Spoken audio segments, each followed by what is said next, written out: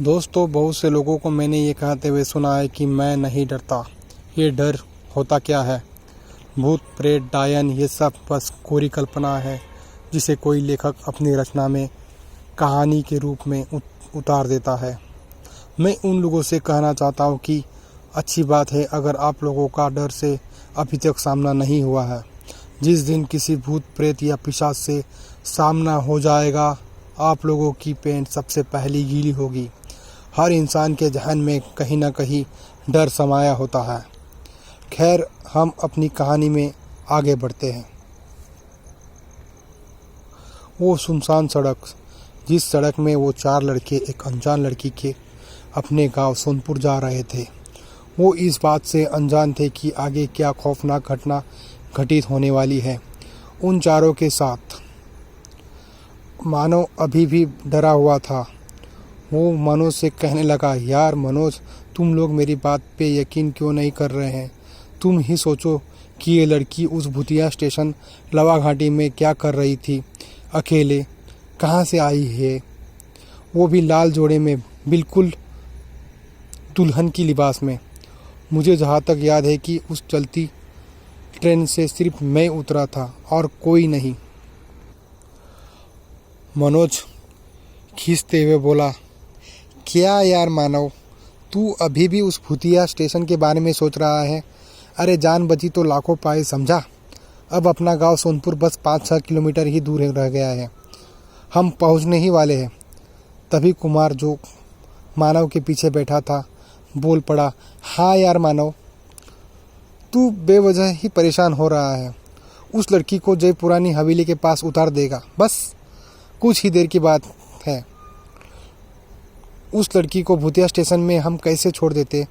हो सकता है वो अपनी शादी के दिन ही भागी हो घर से, या फिर तेरे ट्रेन से पहले कोई ट्रेन आई होगी लवा घाटी में, तो वो तेरी ही तरह उतर गई होगी उस ट्रेन से। तभी मनोज बोल पड़ा, नहीं कुमार, नहीं, शायद हमें मानव की बात मान लेनी चाहिए थी। कुमार को मनोज की बात सुनकर हंसी आ गई। वो हंसते हुए बोला, क्या यार मनोज, अब तेरी भी फटने लगी है क्या? तुम दोनों की सोच कितनी मिलती जुलती है। मनोज बोलने लगा, बात फटने वाली ही है कुमार। तू सोच कि कोई भी लड़की उस स्टेशन में इतनी रात को क्यों उतरेगी? और तुम तो जानते हो कि लवाघाटी स्टेशन बंद हो चुका है, वहाँ कोई ट्रेन नहीं रुकती, और उस स्टेशन की गेट में ताला लगा हुआ था, तो वो कहीं बाहर से भी नहीं आई होगी। और वो इतनी रात को पुरानी हवेली के पास क्यों जाना चाहती है? वो हवेली भी तो बंद पड़ी हुई है, क्योंकि लवाघाटी स्टेशन की तरह पुरानी हवेली भी भूतिया ही है। कुछ तो गड़बड़ है कुमार। कुमार भी मनोज की बात सुनकर सोच में पड़ गया था। वो अचानक से बोल पड़ा, तो सच में ये लड़की कोई डायन या भूतनी है क्या? तभी मानव की चीख निकल गई। वो चीखते हुए बोला, अरे जय, जय को देखो, वो पीछे रह गया। कुमार ने पीछे देखा और बोला, जय ने पीछे उस बरगद के पेड़ के पास बाइक रोक दी है।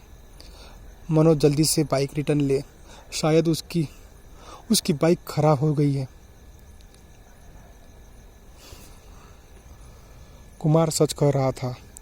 जब मनोज अपनी बाइक लेकर उस जय के पास गया, तो जय बरगद के पेड़ के नीचे वो लड़की खड़ी थी, और जय अपनी बाइक को स्टार्ट करने की कोशिश कर रहा था, लेकिन जय की बाइक स्टार्ट होने का नाम ही नहीं ले रही थी। मानव उस लड़की को बड़े गौर से देख रहा था। वो लड़की अचानक मानव के करीब आने लगी। मानव चिल्लाते हुए बोला, तुम दूर ही रहो मुझसे, समझी? अब मानव के साथ साथ मनोज और कुमार भी डरने लगे थे उस लड़की से। मनोज ने उस लड़की से पूछा, सच बताओ, तुम कौन हो, कहाँ से आई हो? तभी जय बोल पड़ा, अबे यार, तुम तीनों उसके पीछे क्यों पड़े हो? इधर देखो, ये बाइक स्टार्ट क्यों नहीं हो रही? मानव बोल पड़ा, जरूर इस चुड़ैल का किया धरा है। ये सब मनहूस है। ये लड़की बोलती क्यों नहीं तुम कौन हो? कौन? जय फिर बोल पड़ा, अरे लड़की पास के ही गांव माधवपुर की रहने वाली है। घर वाले इसकी शादी ज़बरदस्ती किसी के साथ करवा रहे थे आज, इसलिए ये शाम को घर से भाग गई और लावाघाटी स्टेशन में आ गई छुपने के लिए, ताकि इसे कोई ढूंढ न पाए। मानव बोला, मगर स्टेशन के अंदर कैसी घुसी है? गेट में तो ताला लगा था। जय बोला, अबे यार वो रेलवे ट्रैक पर चलते चलते आ गई थी स्टेशन में, ज़रूरी नहीं है कि कोई प्लेटफॉर्म में गेट से ही घुसे। मानव ने कहा, लगता है ये लड़की तुझे झूठी कहानी सुनाकर अपने बस में कर चुकी है। कुमार जो अब तक शांत था, जाकर जय की बाइक स्टार्ट करने की कोशिश करने लगा। चारों ओर खूब अंधेरा पसरा हुआ था। रात के 2 बज चुके थे। मनोज गुस्से में बड़बड़ाने लगा, साला कैसी मुसीबत में फंस गए हम लोग। सिर्फ 5 किलोमीटर की बात थी, इसकी खटारा बाइक को भी अभी ख़राब होना था। अब तक तो हम लोग सोनपुर पहुंच गए होते, यहाँ तो कोई मदद भी नहीं मिलने वाली। तभी मनोज को सड़क के एक ओर से किसी गाड़ी के आने की आवाज़ सुनाई दी। मनोज ने उस ओर देखा तो एक गाड़ी की हेडलाइट चमक रही थी। गाड़ी उनकी तरफ ही धीरे धीरे आ रही थी। कुमार बोला, लगता है पुलिस की जीप इस ओर आ रही है। मनोज बोला, चलो यार बच गई, इस सुनसान सड़क में भी पुलिस पेट्रोलिंग करती है इतनी रात को, मुझे तो पता ही नहीं था।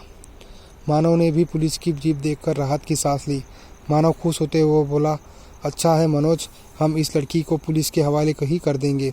अब पुलिस ही पता करेगी ये कौन है, दुल्हन या डायन। पुलिस की जीप उस बरगद के पेड़ के पास आकर रुक चुकी थी। 2 पुलिस वाले उस जीप से उतरे और एक पुलिस वाला जीप की स्टीयरिंग थामे बैठा था। उसने जीप का इंजन बंद नहीं किया था, जैसे वो पुलिस वाले भी उस वीराने में मजबूरन ड्यूटी कर रहे हो और जल्द से जल्द थाने पहुंचना चाहते हो। एक पुलिस वाला उन तीनों से पूछने लगा, तुम लोग इतनी रात गए इस वीरान सड़क में क्यों भटक रहे हो? चले जाओ यहाँ से, ये जल्दी निकलो अपने घर। तभी दूसरे पुलिस वाले ने पूछा, कहाँ से आ रहे हो तुम इतनी रात को? मानव बोला, सर हम लोग लावाघाटी स्टेशन से आ रहे हैं। क्या क्या? मानव की बात सुनकर दोनों पुलिस वालों के चेहरे खौफ नजर आने लगा। एक पुलिस वाला चिल्लाते हुए बोला, तुम लोग पागल हो क्या? क्या करने गए थे उस भूतिया स्टेशन में? सालों हम लोगों की हिम्मत नहीं होती वहाँ जाने की। तुम लोग जल्दी निकलो यहाँ से। मनोज रोनी सूरत बनाते हुए बोला, सर जी हम लोग काफ़ी डरे हुए हैं, प्लीज़ हम लोगों की मदद कीजिए। कुमार भी उस वीराने में इतना डर गया था कि वो भी पुलिस वालों के सामने गिड़गिड़ाने लगा था। प्लीज़ मदद कीजिए हम, सर हमारे दोस्त जय की बाइक ख़राब हो चुकी है, उन दोनों को लिफ्ट दे दीजिए। तभी गाड़ी के अंदर बैठा पुलिस वाला बोला, कहाँ है तुम्हारा दोस्त जय? तुम 3 ही तो हो, सिर्फ यहाँ, चौथा कहाँ है? यही तो है सर, पीछे आप उस बाइक के पास। इतना बोलकर मानव जैसे ही पीछे की ओर पलटा, उसकी चीख निकल गई। वो चीखते हुए बोला, मनोज यार जय तो यहाँ पे नहीं है और वो लड़की भी गायब है। इतना सुनते ही मनोज और कुमार भी दौड़कर जय के बाइक के पास गए और आसपास नज़र दौड़ाने लगे। दोनों जोर जोर से जय का नाम पुकारने लगे। उस वीराने में, उस सुनसान सड़क में 3 लड़कों की आवाज़ गूंज रही थी, जय जय जय, कहाँ है यार तू? मगर जय का कहीं अता पता नहीं था। तभी जीप में बैठा पुलिस वाला चिल्लाया, सुनो तुम सब, जल्दी से आकर जीप में बैठो, यहाँ से जितनी जल्दी हो सके निकलते हैं, इसी में सबकी भलाई है। पुलिस वाले के इतना बोलते ही बरगद के पेड़ के पीछे से पायल बजने की छम छम छम आवाज़ आने लगी। कुमार, मानव और जय डर से कांपने लगे थे। दोनों पुलिस वालों ने हिम्मत जुटाकर उन तीनों को सहारा देते हुए जल्द से जल्द जीप में बैठाया और खुद भी बैठ गए। और फिर जीप की ड्राइविंग सीट में बैठा हुआ पुलिस वाला पूरी रफ्तार से जीप चलाने लगा। जीप सोनपुर गांव की ओर तेज़ी से बढ़ने लगी, मगर पायल की छम छम छम की आवाज़ अभी भी आ रही थी। ऐसा लगता था जैसे कोई दौड़ रही हो सड़क में पायल पहनकर और जीप का पीछा कर रही हो। कुमार, मानव और मनोज तीनों दोस्त डर के मारे रोने लगे थे। पुलिस वाले ने पूछा, लड़कों क्या हुआ था तुम लोगों के साथ? सच सच बताओ। और ये तुम्हारा चौथा दोस्त जय कौन था? तुम लोगों को लवाघाटी स्टेशन जाने किसने कहा था? क्या तुम तीनों नहीं जानते वो स्टेशन एक हॉन्टेड प्लेस है, भूतिया है वो स्टेशन? तभी जीप चलाने वाले पुलिस ने अपने साथी पुलिस वाले का नाम लेते हुए कहा, लगता है सुधीर, इन लड़कों को पता नहीं था कि उस स्टेशन में एक चुड़ैल का साया है जो दुल्हन के रूप में आकर लोगों को अपने रूप में फंसा देती है, लोगों का खून पीती है और उन्हें जान से मार देती है। वो चुड़ैल खून की प्यासी है, न जाने कब उसकी खून की प्यास बुझेगी, न जाने कितनों को अपना शिकार बना चुकी है वो। पुलिस वाले के मुंह से दुल्हन का नाम सुनते ही मानव, कुमार और मनोज की रूह कांप गई। उन तीनों के आंखों के सामने उस दुल्हन का अक्स उभर आया जो थोड़ी देर पहले उन तीनों के साथ थी। मनोज बोलने लगा, तू सही कह रहा था मानव, काश हम तेरी बात मान गए होते।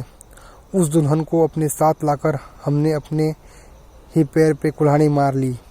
कुमार रोते रोते बोलने लगा, पता नहीं मेरे दोस्त जय के साथ क्या की होगी वो चुड़ैल। जरूर जय को मार दिया होगा उस चुड़ैल ने। मैं भी कितना मूर्ख था मानव, उसकी खूबसूरती के जाल में फंस गया। मानव बिल्कुल खामोश बैठा था। वो इतना डर गया था कि चाह कर भी कुछ बोल नहीं पा रहा था। आखिर क्या हुआ था जय के साथ? जय कहाँ गायब हो चुका था?